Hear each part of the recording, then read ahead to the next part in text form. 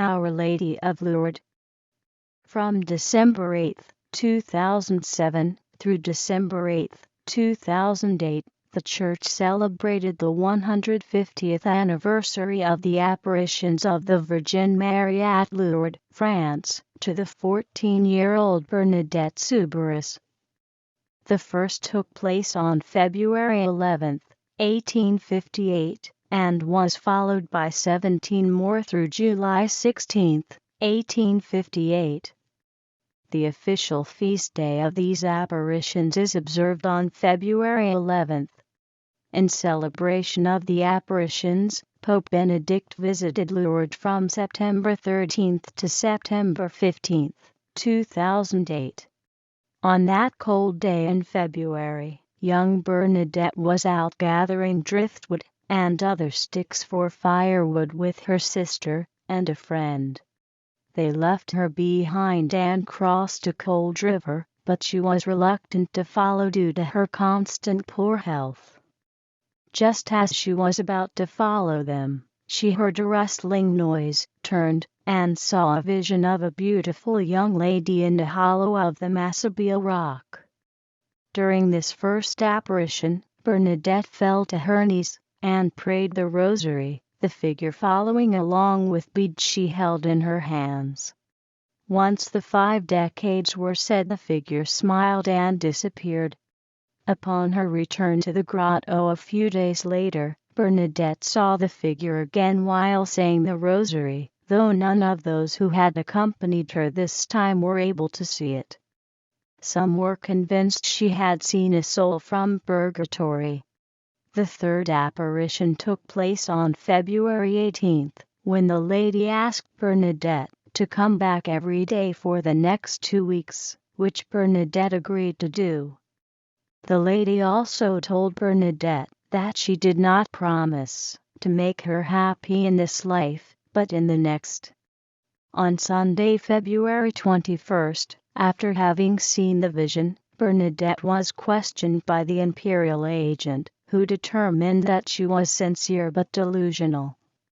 The same day, the commissary of police questioned her as well, telling her to stay away from the grotto, and that it was becoming a public disturbance. The following day she initially did not intend to return to the grotto, partially out of obedience to her mother, but felt herself being pulled there later in the day. There was no sighting that day, the 22nd, but she knew she had to keep her promise to the lady, and continued to go each day. On February 25, while being watched by the large crowd that had been growing over the past week, Bernadette crawled on her knees into the grotto, where she began to scratch at the ground. She had been told by the vision to drink and wash in a spring there, although there was initially only a small amount of muddy water.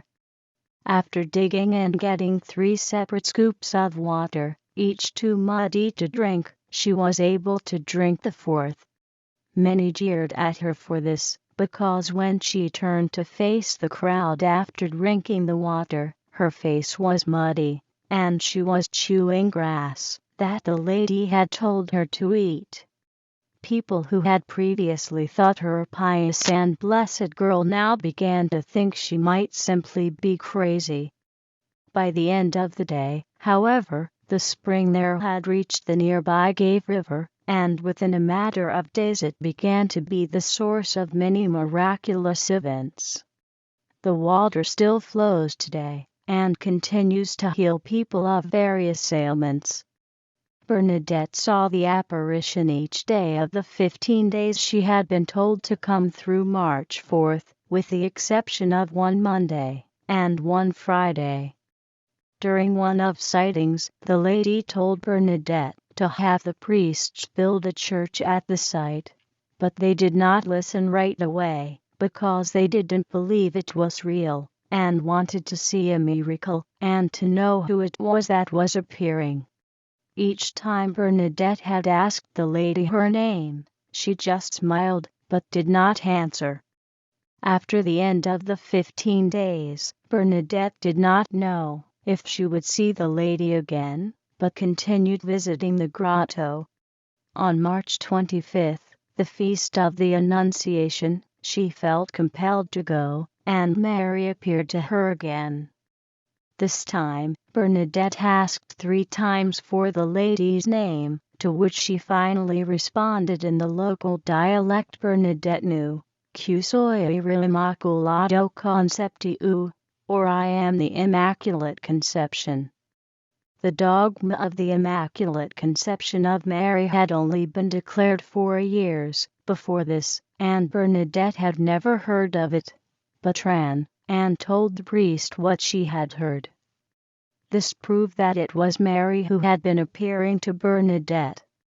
Mary once again appeared to Bernadette on April 7, during which there were reports that the flame of a candle Bernadette had brought with her burned her hand for several minutes, yet she had no marks or damages on her hand.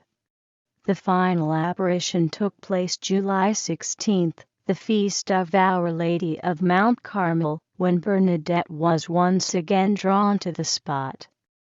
By this time the grotto had been blocked from the public and Bernadette had to look from the far side of the Gave River, yet when Mary appeared she looked no further away than she had all the other times. The apparitions received pastoral approval by the bishop in 1862, after a lengthy investigation, and in 1876, a church was consecrated upon the Massabia rock, and less than a decade later construction began on another church, when the first was not large enough for the multitudes of people who visited the grotto. The Basilica of the Rosary was consecrated in 1901. In the same year, Pope Leo XIII allowed a special office and Mass for the occasion, and in 1907 the observance of the feast was extended to the whole church by Pope Pius X. Today the site remains as popular as ever, being the most visited pilgrimage site and a favorite shrine dedicated to Our Lady. Visited by many, especially those looking to be miraculously healed from an ailment or disease, the water at the grotto often helps those who drink from it or bathe in it. Bernadette Soubirous is the saint of Lourdes, France. Visionary and messenger of the Immaculate Conception, she told us the very words of the Virgin Mary, spoken in the native Basque tongue of southern France and northern Spain. She spoke words teaching of the merits of prayer, penance, poverty, and church. In the first and most widely recognized Marian apparition of modern times, a personal message was delivered also to Bernadette: you would not find happiness in this world, but only in the next.